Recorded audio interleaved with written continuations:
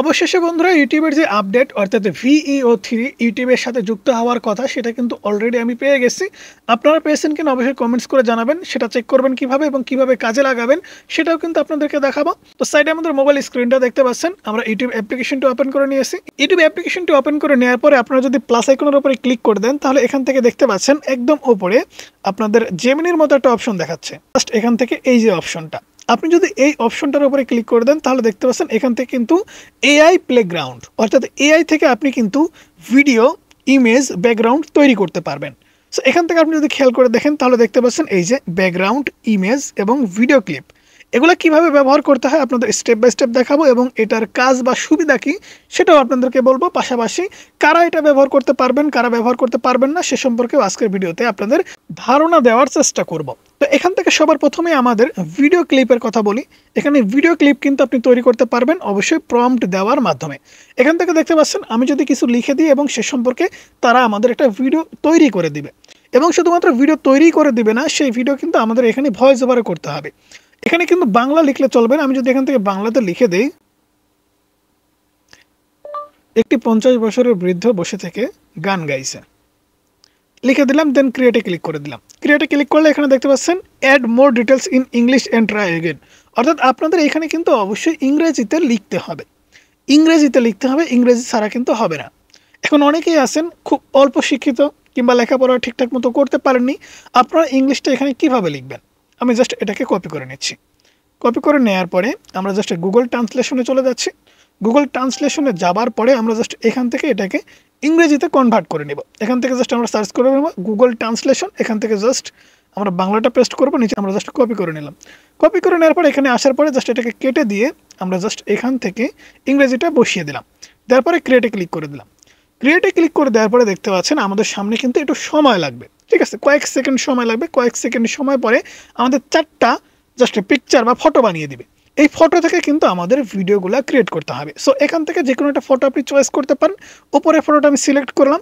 Select করে দেওয়ার পরে এখানে দেখতে পাচ্ছেন ক্রিয়েট ভিডিও, ঠিক আছে। ক্রিয়েট ভিডিওর উপরে জাস্ট আপনি ক্লিক করে দেবেন। ক্রিয়েট ভিডিওর উপরে ক্লিক করা মাত্র কিন্তু আপনাদের ভিডিওটা জেনারেট হবে। অবশ্যই একটু সময় লাগবে, একটু প্রসেসিং হবে। তো এখানে কিন্তু আপনি ভয়েস অ্যাড করতে পারবেন না। অবশ্যই ভয়েস অ্যাড করতে হলে আপনি কিন্তু নিজে ভয়েস ওভার করতে হবে। তো নিজে কিভাবে ভয়েস ওভার করবেন সেটাও আপনাদেরকে দেখাচ্ছি। অবশ্যই স্টেপ বাই স্টেপ মনোযোগ সহকারে দেখলে আপনারা ফটো, ভিডিও, ব্যাকগ্রাউন্ড সব কিছু কিন্তু ইজিলি করতে পারবেন কোনো প্রকার অভিজ্ঞতা ছাড়াই। দেখতে পাচ্ছেন এই যে কত সুন্দর করে গিটার বাজাচ্ছে, গান গাইছে। ওকে বন্ধুরা, দেখতে পাচ্ছেন আমাদের ভিডিওটা কিন্তু রেডি হয়ে গেছে। জাস্ট আমাদের কন্টিনিউয়ে ক্লিক করে দিতে হবে। কন্টিনিউয়ে ক্লিক করে দেওয়ার পর এখান থেকে আমরা যেহেতু ভয়েস ওভার করবো না, আমি জাস্ট আপনাদেরকে দেখাচ্ছি, তাই এখান থেকে একটা সাউন্ড বা অ্যাড মিউজিকে ক্লিক করে আমরা একটা জাস্ট ভয়েস বা মিউজিক অ্যাড করে দিচ্ছি। এখান থেকে একটা গান আমরা সেট করে দিলাম, তারপরে টিক মার্কে ক্লিক করে দিলাম। টিক মার্কে ক্লিক করে দেওয়ার পর দেখতে পাচ্ছেন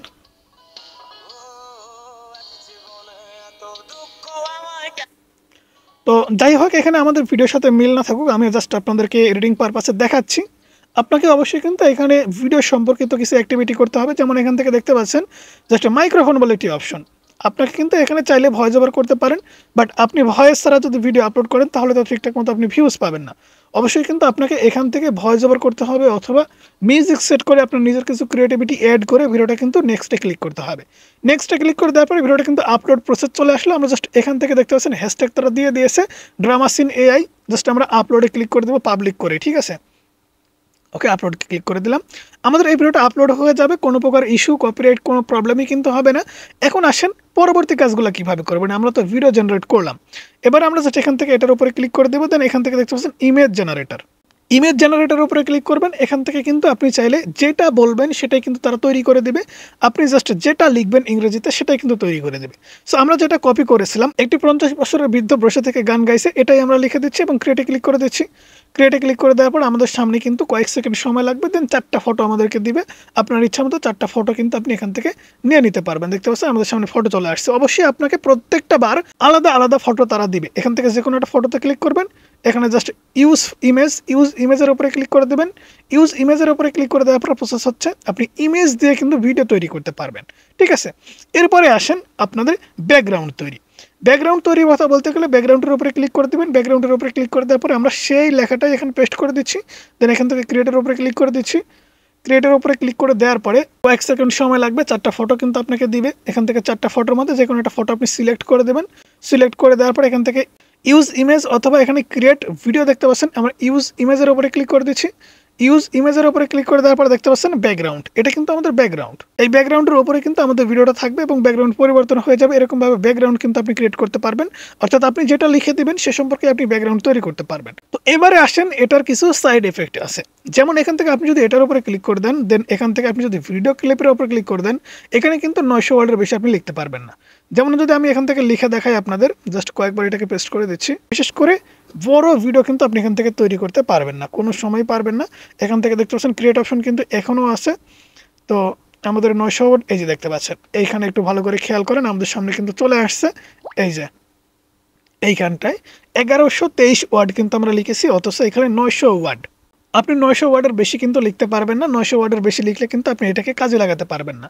সো এই নিয়মগুলো ফলো করে কিন্তু খুব সহজে আপনার ভিডিওগুলো তৈরি করতে পারবেন। বাট আমার কাছে যেটা মনে হয়েছে, এই ধরনের ভিডিও বানিয়ে তেমন কোনো উপকার কোনো ক্রিয়েটার্স পাবে না, কারণ এখানে যে অপশনগুলো দিয়েছে এটা একদমই চলার মতো না। তবে এটা পরবর্তীতে আপগ্রেড করা হবে কিনা আমি জানি না। আপনি চাইলে কিন্তু কার্টুন, অ্যানিমেশন এগুলোও তৈরি করতে পারবেন, কোনো সমস্যা নেই। বাট ছোট ছোট ভিডিও তৈরি করতে হবে আপনাকে, এবং এখান থেকে আপনাকে নিজে ভয়েস ওভার করতে হবে, অনেক ঝামেলা কিন্তু আছে। তবে এটা যদি পরবর্তীতে আপগ্রেড করে তাহলে হয়তো বা এটা আরও ভালো কাজ করবে।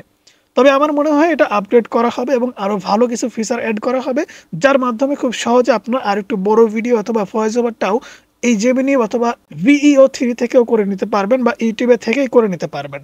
সো বন্ধুরা, সেই সাথে সাথে আজকের ভিডিও এই পর্যন্তই। ভিডিও কেমন লাগলো অবশ্যই জানাবেন। নতুন কোনো ইনফরমেশন পেয়ে থাকলে অবশ্যই চ্যানেলটি সাবস্ক্রাইব করতে পারেন এবং ভিডিওতে লাইক দিতে পারেন। ভালো থাকবেন, সুস্থ থাকবেন, আল্লাহ হাফেজ। দেখা হচ্ছে পরবর্তী কোনো ভিডিওতে।